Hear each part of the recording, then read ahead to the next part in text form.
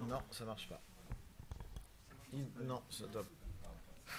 Pendant qu'on est dans le chapitre urbanisme, nous avions une interrogation concernant les permis de construire.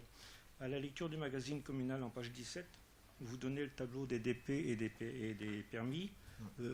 Notre question est, comment expliquez-vous le nombre de refus de permis en 2021, qui soit de 29% en DP et de 60% en permis?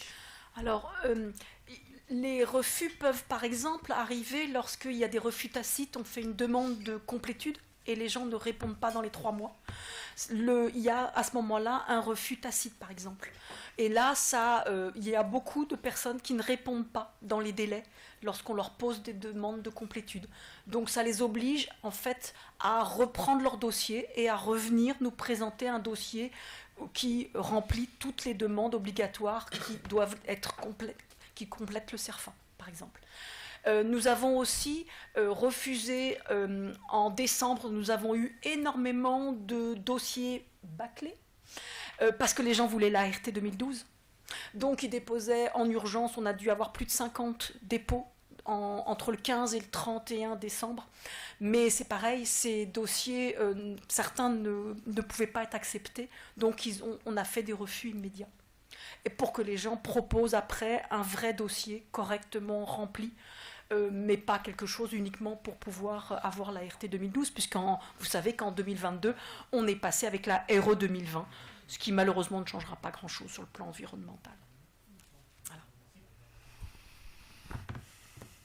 Très bien. Donc, oui, Monsieur Darche. Oui, je comprends bien ce que vous dites, mais le refus, il se fait quand les gens déposent leur permis, leur demande de permis en mairie, ou au retour de l'instruction à l'agglo?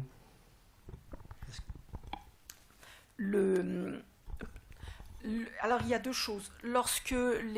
Alors, logiquement, c'est après le retour de l'agglo, puisque c'est l'agglo qui est service instructeur. Par contre, lorsqu'il manque énormément de choses, il arrive aux agents d'appeler l'agglomération pour leur dire voilà, il va manquer ça, et il y a un accord à ce moment-là avec l'agglomération pour pouvoir refuser directement. C'est pas la peine de faire perdre 3 mois de temps aux gens.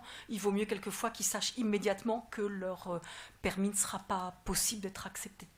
Voilà. Mais effectivement, nous passons habituellement par l'agglomération.